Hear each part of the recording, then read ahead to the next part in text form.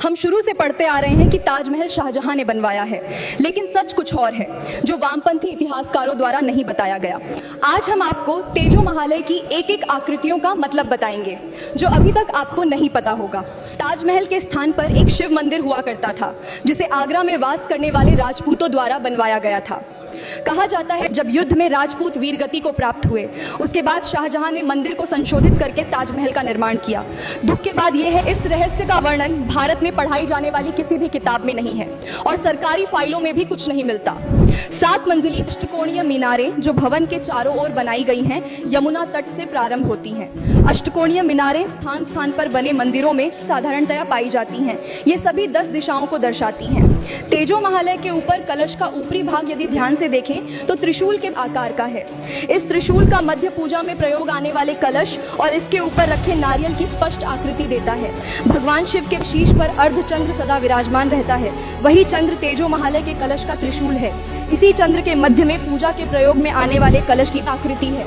अर्धचंद्र, मध्य में कलश आकृति व नारियल मिलकर भगवान शिव का अस्त्र त्रिशूल तेजो महालय की पहचान के रूप में बनाया गया है। ताजमहल के दोनों ओर के भवनों में अतिथि कक्ष, रक्षकों के कक्ष, अस्तबल व दुकानों के लिए कक्ष बने हैं। रसोई इत्यादि भी इन्हीं भवनों में बनी दिखाई देती है।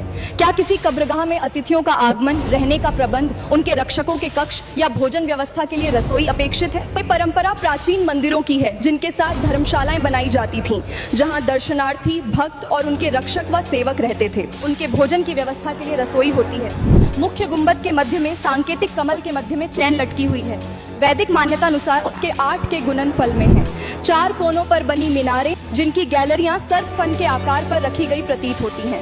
ये मीनारें मंदिर की सुरक्षा चौकी एवं रोशनी के लिए प्रयोग की जाती थीं। अष्टकोणीय जाली जो मुमताज की तथाकथित कब्र के ऊपर है उसमें कुल 108 घड़े हैं। कुछ गोलाई में, कुछ धारियादार हैं। चित्र में दर्शाए गए धारियादार कलश, बाईं ओर से गिरता दूध जो शिवलिंग को धो रहा है, ये सभी सबूत the true story of Taj Mahal में एक एक करके बताए गए थे। लेकिन कांग्रेस की सरकार ने ताजमहल पर किसी भी रिसर्च पर पाबंदी लगा दी है।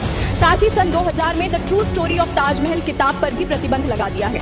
यहाँ के रहस्यमयी दरवाजों को न खोलने पर तर्क देते हुए प्रशासनिक अधिकारियों का कहना है कि इससे कौमी एकता पर फर्क पड़ सकता है और दंगे हो सकते हैं।